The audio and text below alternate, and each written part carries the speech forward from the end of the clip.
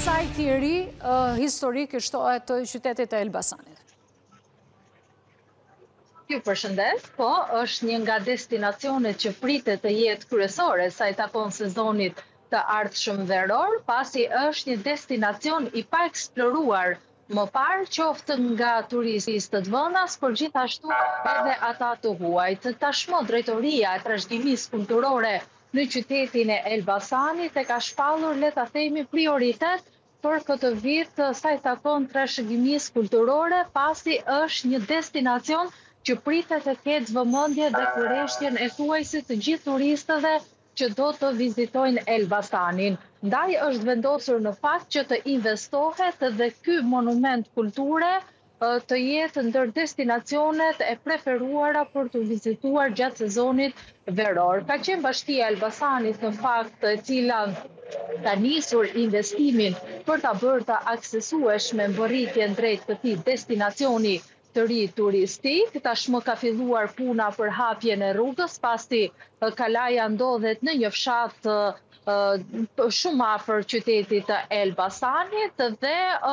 më përpara ka qenë thuajse e pamundur për shkak të terrenit për ta vizituar, ndërsa tashmë ka filluar puna për hapjen e rrugës për ta bërë të aksesueshme për të gjithë vizitorët, por gjithashtu pritet që ky monument kulture të përfshihet edhe tek guida turistike që operojnë në qytetin e Elbasanit për shkak të vlerave të mëdha historike që ka. Pas bazilikës paleokristiane e cila ndodhet në qendër të qytetit të Elbasanit, pritet që vëmendjen gjatë sezonit që kemi përpara veror ta marri pikërisht kalaja e ndodhur në fshatin Mengël në qarkun e Elbasanit. Është një destinacion i ri dhe padyshim që vlerat kulturore dhe historike, sidomos që mbart kjo kala, do të jenë një atraksion dhe një tërheqje shumë e mirë për të gjithë ata vizitorë që do të vinë në Elbasan për të kaluar ditët e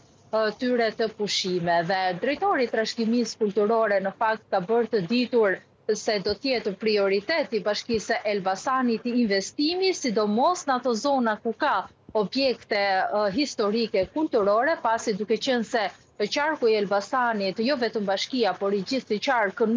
nuk ka dalje në det dhe trashëgimia kulturore dhe historike është, ta themi, bërthama kryesore për të tërhequr sa më shumë vizitor dhe turist, ndaj do të jetë prioritet edhe gjatë sezonit veror. Mirë, ne kemi një intervistë realizuar me zotin Artur Guni, e ndjekim.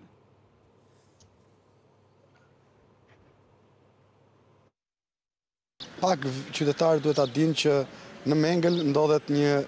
kështjell, e cila është një kështjell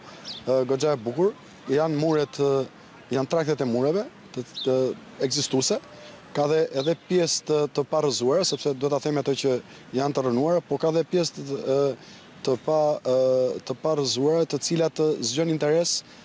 për vizitorët vendas dhe të huaj. Dhe ne aktualisht me porosinë të kryetarit të bashkisë kemi filluar që këtë